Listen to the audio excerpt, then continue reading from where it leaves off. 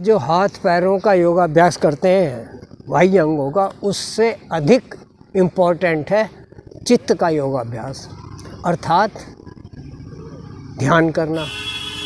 क्यों? क्योंकि हाथ पैर दिखते हैं, स्थूल है, और चित्त सूक्ष्म है। हाथ पैर ठंडे हो, गर्म हो, चोट लग जाए, इनका इलाज संभव है, लेकिन चित्त का इलाज संभव नहीं है। मेरे हाथ में चोट लगी, पैर में चोट लगी, आपको दिखती है, लेकिन मेरे मन में चोट लगी तो आपको नहीं दिखेगी। इसका इलाज बड़ा मुश्किल है। अर्थात स्थूल से सूक्ष्म की तरफ आदमी को बढ़ना चाहिए।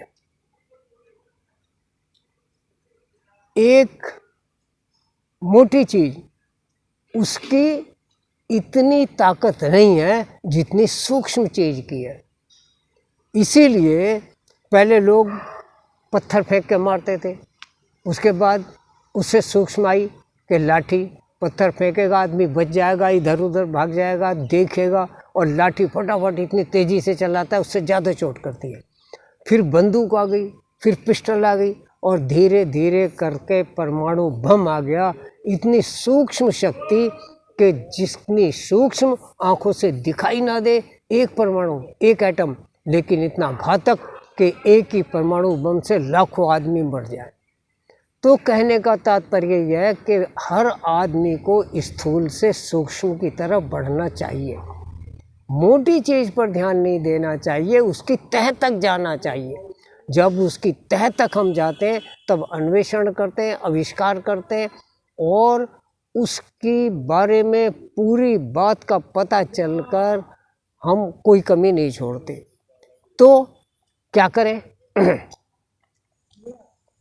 प्राय आदमी पैदा होने से मरते वक्त तक सांस लेते रहते हैं, लेकिन पता ही नहीं रहता कब सांस आई और कब सांस गई। लेकिन जो महीन बुद्धि के लोग हैं, जो सूक्ष्म की तरफ बढ़ते हैं, सूक्ष्मता के महत्व को समझते हैं, वो क्या करते हैं कि सांस को देखते हैं। सांस को देखते हैं तो पता चलता है कि सांस आ रहा है, सांस जा रहा है। क्यों देखें? धन संपत्ति ये ज़्यादा कीमती है या मेरी जान? बताओ, क्या कीमती है? जान ज़्यादा कीमती है। और हम धन संपत्ति को देखने में, गिनने में, काउंटिंग में, हिसाब किताब लगाने में पढ़ते हैं, डिग्री करते हैं, दिन रात नोट गिनते हैं, और उसके लिए अकाउंटेंट रखते हैं, सीए के पास जाते हैं, बैलेंस शीट बनवाते हैं, सारी ज़िंदगी धन संपत्ति के बारे में खूब चिंता करते हैं, खूब प्रयास करते हैं, लेकिन अपनी जान की चिंता नहीं करते। जो मोटी बुद्धि के लोग हैं वो नोट गिनने में इतने तत्पर रहते हैं कि बढ़िया नोटों की गड्डी हो तो बैठा हुआ आदमी कहेगा ला मैं गिनूं, उसके लिए गिनने को तैयार है, लेकिन कभी अपनी सांसों को नहीं गिनता जिसके ऊपर के मेरी जान निर्भर है। लेकिन जो समझदार आदमी है वो नोटों गिनने से ज़्यादा अपनी सांसों को गिनता है। अगर मेरे पास इतना ढेर सारा धन हो कि बस अथा, फिर भी मैं अगर उसमें से खर्च करूँगा तो गिन कर दूँगा, लेकिन मैं कितनी सांस रोज़ लुटाता हूँ कभी हिसाब नहीं रखता, कभी सांसों को देखता नहीं, कभी सांसों को गिनता नहीं। जो समझदार व्यक्ति है, जो समझता है कि धन संपत्ति से ज़्यादा कीमती जान है, तो एक एक सांस पर ध्यान देता है, एक एक सांस को गिनता है। जब हम सांसों को गिनते हैं तो ज़बरदस्त फ़ायदा होता है, और फिर हम नोट भी ज़्यादा कमा सकते हैं।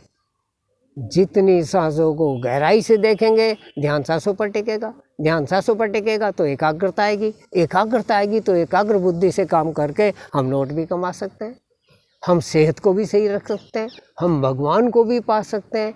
इसलिए सांसों को देखना, सांसों को गिनना, सांसों को गहराई से देखना, सूक्ष्मता से देखना बहुत ही हितकर है। सांस अंदर आई, सांस बाहर गई, सांस देखते हैं तो सांस लंबी होती है, आयु बढ़ती है। सांस अंदर आती कितनी ठंडी लगती है, बाहर जाती कितनी गर्म लगती है, इसको ध्यान से देखते हैं तो उस संवेदना को पहचानते जो सांस लेने और छोड़ने से पैदा होती है। संवेदना को पहचानते हैं तो उस आत्म तत्व तक पहुँचते हैं जो आत्मा मेरे अंदर है और जिसकी वजह से सांस चल रही है। उस तक पहुँचते हैं तो आत्मदर्शी होते हैं, अंतर्मुखी होते हैं। क्या कहने इस बात के। इसलिए हर व्यक्ति को चाहिए ज़्यादा से ज़्यादा सांसों को देखे।